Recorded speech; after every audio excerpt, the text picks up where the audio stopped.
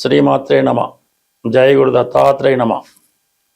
ఈ వీడియోలో మనం వృశ్చిక రాశి వారికి మార్చి 8వ తారీఖు నుంచి 14వ తారీఖు మధ్యలో జరగబోయే వారఫలాలు పరిశీలించినప్పుడు మరి ప్రధానంగా రాశ్యాధిపతి కుజుడు చతుర్థ స్థాన సంచారం, అక్కడ ఉన్నటువంటి రాహుతో కలియడం వల్ల భూములు స్థిరాస్తుల విషయంలో అన్నదమ్ముల మధ్య, ఇరుగు పొరుగు వారి మధ్య అభిప్రాయ భేదాలు రావడం జరుగుతూ ఉంటుంది.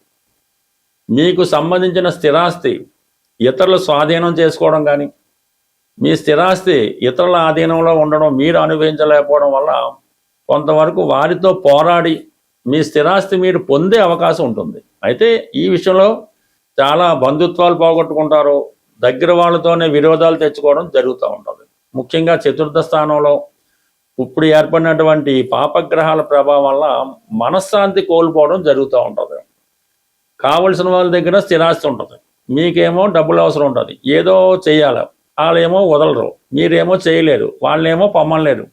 ఈ విధమైన సందిగ్ధంలో అయిన వాళ్ళతో మాటలు పడడం జరుగుతూ ఉంటుంది. చాలా మానసిక క్షోభకు గురవుతూ ఉంటారు.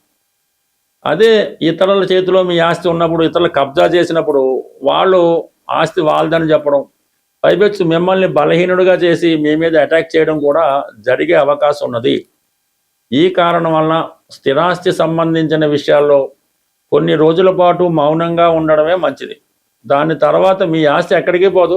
అదే ప్రస్తుతం ఇప్పుడు ఏర్పడినటువంటి స్థితి వల్ల కొంత మీరు నష్టపోవచ్చు. లేనిపోని పోలీసు గొడవలు, చికాకులు, కోర్టులు, జైలు ఇటువంటివి కూడా వచ్చే అవకాశం ఉంది. కాబట్టి చాలా సహనంతో వ్యవహరించడం మంచిది. అలాగే విద్యార్థులు ప్రధానంగా విద్య మీద ఎక్కువ దృష్టి పెట్టవలసి ఉంటుంది. పైపెచ్చి ఇది పరీక్షల సమయం కాబట్టి ఏమాత్రం డైవర్ట్ అయినా విద్యాభంగం జరిగే అవకాశం ఉన్నది.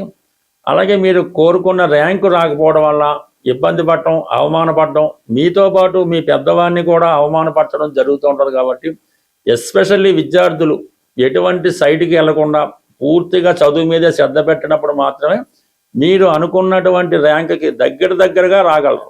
ఏమాత్రం అశ్రద్ధ పెట్టినా కూడా ఈ సంవత్సరంతో విద్యాభంగం జరిగే అవకాశం ఉంది. కాబట్టి కంపల్సరీగా ఈ వృశ్చిక రాశి పిల్లలు ఎవరైతే ఉన్నారో వారి యొక్క తల్లిదండ్రులు వీళ్ళ మీద ఒక దృష్టి పెట్టడం మంచిది.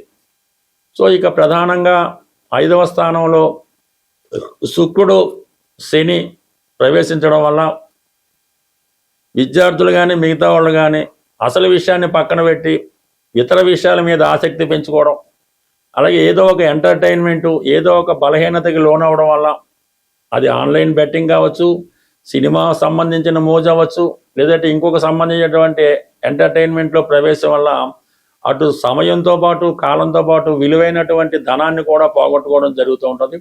అలాగే కొత్తగా పరిచయమైన వాళ్ళు మిమ్మల్ని మోసం చేసే అవకాశం ఉంటుంది. అబ్బాయిలు అమ్మాయిలతో కానీ, అమ్మాయిలు అబ్బాయిలతో కానీ ఎటువంటి అఫైర్లు పెట్టకుండా జాగ్రత్తగా వ్యవహరించడం మంచిది. అంటే ఇది మొదట్లో చాలా అనుకూలంగానే, చాలా అభిమానంగాను, చాలా ఇష్టంగానే ఉంటుంది. కానీ తర్వాత దీని ప్రభావం మీ మీద పడడం వల్ల సంపూర్ణంగా దానివల్ల నష్టపోవడం జరిగే అవకాశం ఉంది. కాబట్టి విద్యార్థులు ఎట్టి పరిస్థితుల్లో కూడా, స్టూడెంట్స్ కానీ, విద్యార్థులు కానీ, నిరుద్యోగులు కానీ పెళ్లి విషయంలో, ప్రేమ విషయంలో మోసపోకుండా జాగ్రత్త పడడం మంచిది. ఇక ప్రధానంగా గురువు మొన్నటి వరకు అష్టమ స్థానంలో వక్రగమనంలో ఉన్నటువంటి గురువు రుజు మార్గంలోకి రావడం వల్ల మరి ఇప్పుడు ఏమైందంటే మీకు కొంతవరకు గతంలో పెండింగ్లో ఉన్నటువంటి చాలా సమస్యలకి పరిష్కారం రావడం జరుగుతూ ఉంటుంది. ఆర్థిక పరంగా ఒక గుప్తధనం కానీ, ఆకస్మిక ధనం కానీ, మీ అత్తవారి దగ్గర నుంచి రావాల్సిన ధనం కానీ ఈ సమయంలో రావడం జరుగుతూ ఉంటుంది. అయితే కొంతమందికి బాధగానో ఇబ్బందికరంగా ఉన్నప్పటికీ కూడా కంప్లీట్గా మీకు, మీ కుటుంబానికి ఎక్కువ విశేషమైన ధనం రావడం, ఒక శుభకార్యం కొరకు ఈ ధనాన్ని ఖర్చు పెట్టడం కూడా జరిగే అవకాశం ఉంది. ఈ వారం రోజుల పాటు కుంభరాశిలో కుజుడు, రవి కలిసి సంచరించడం జరుగుతూ ఉంటుంది. అంటే కుంభరాశి సహజ 11వ స్థానం అవటం వల్ల లాభస్థానం అవుతుంది. అంటే కుంభరాశిలోకి వచ్చినటువంటి ఏ గ్రహం అయినా సరే జాతకుడికి లాభాన్ని కలిగించే అవకాశం ఉంటుంది. ఇది ఈ కుజుడు, రవి కలిసి ఉన్నది ఒక విజయ యోగం లాంటిది. ఇది ఒక ప్రమోషన్ యోగా అంటారు నాడీ శాస్త్ర ప్రకారం. అంటే ఎవరికైతే ప్రమోషన్ రావాల్సి ఉందో, ఇంటర్వ్యూలో సెలెక్ట్ అయ్యి ఉద్యోగం రావాల్సి ఉందో, లేదంటే కొత్త ఉద్యోగం కొరకు ఎదురు చూస్తున్నారో వారు ఈ వారంలో ఒక చిన్న ప్రయోగం చేయవలసి ఉంటుంది. కుజుడికి ఇష్టమైనటువంటి మంగళవారం రోజు ఆదిత్య ఉదయం పారాయణ చేయాలి. అంటే త్రిసంధ్యల యందు ఉదయం, సాయంకాలం, మధ్యాహ్నం చదవలసి ఉంటుంది. అంటే బాగా గుర్తుపెట్టుకోండి, మంగళవారం రోజు ఆదిత్య ఉదయం చదవాలి. అలాగే ఆదివారం రోజు హనుమాన్ చాలీసా పారాయణ చేయాలి. హనుమాన్ చాలీసా అలాగే 3 సార్లు పారాయణ చేసి మరి ఆదివారం రోజు ఆంజనేయ స్వామికి అరటిపళ్ళు నైవేద్యం పెట్టాలి. అలాగే మంగళవారం రోజు సూర్య భగవానుడికి గోధుమతో చేసిన హల్వా నైవేద్యంగా పెట్టి ఈ 2 రోజులు మాత్రం శ్రద్ధగా చేయటం వల్ల మీకు అర్హత ఉంటే 100కి 100 ఉద్యోగం అన్నది వచ్చి తీరుతుంది.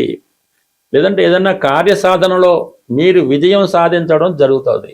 అంటే సమస్త విద్యలు ఆంజనేయ స్వామికి సూర్య భగవానుడే నేర్పడం జరిగింది. సూర్యుడే మానవులకు ఏదన్నా ఇవ్వగలడు. అది శమంతకమణి లాంటిది, రోజుకి విపరీతమైనటువంటి బంగారాన్ని ఇచ్చే శమంతకమణి కూడా సూర్య భగవానుడు ఇచ్చిందే. అలాగే అక్షయ పాత్ర, ఇవన్నీ కూడా ఏదన్నా అటు ఐశ్వర్యం ఇవ్వాలన్నా అటు ఆరోగ్యం ఇవ్వాలన్నా కూడా సూర్య భగవానుడు ఒక్కడు మాత్రమే ఇవ్వగలడు. ఆ సూర్య భగవానుడు మరెవరో కాదు, సాక్షాత్తు విష్ణుమూర్తే. అది ఈ చిన్న విషయం మీ అందరికీ తెలుసు. బట్ ఒక పరిహారం నిమిత్తం ఎవరైతే ఇప్పుడు నిరుద్యోగులు ఉద్యోగం కొరకు ఎదురు చూస్తున్నారో వారి చిన్నపాటి రెమెడీ మీరు చేసి చూడండి. విజయం అన్నది 100కి 100 మీకు రవి కుంభరాశి మారే లోపల వచ్చే అవకాశం ఉంది. వారం రోజులే టైం కాబట్టి కంప్లీట్గా మీరు ఈ పరిహారాన్ని పాటిస్తారని, రాబోయే నూతన సంవత్సరాన్ని ఆనందంగా గడుపుతారని ఆశిస్తూ స్వస్తి. అలాగే మరొక చిన్న విన్నపం ఏంటంటే, మన హైదరాబాదులో ఈ మార్చి నెల 29వ తారీఖున ఒక జ్యోతిష్య మహాసభ జరగబోతుంది. దాన్ని సెమినార్ అని కూడా అంటారు. అది హైదరాబాద్లో సుందరయ్య విజ్ఞాన కేంద్రం బాకలింగపల్లిలో ఉంటుంది.